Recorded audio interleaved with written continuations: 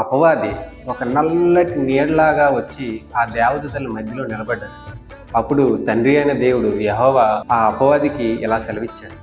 అపవాది, ఓ సాతానా, ఎక్కడి నుంచి నువ్వు వచ్చావు అనగా ఆ అపవాది మన తండ్రి అయిన దేవునికి ప్రత్యుత్తరం ఇచ్చాడు.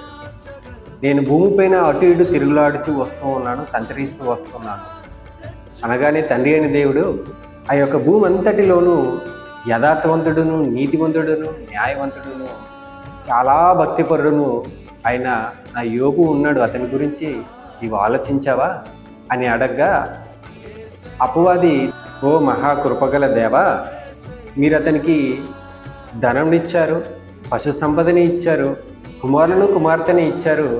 ఇదే కాకుండా అతని ఇంటి చుట్టూ, అతని కుమారుల కుమార్తెల చుట్టూను, అతని పశు సంపద చుట్టూను కనబడని ఒక అగ్ని కంచె వేశారు.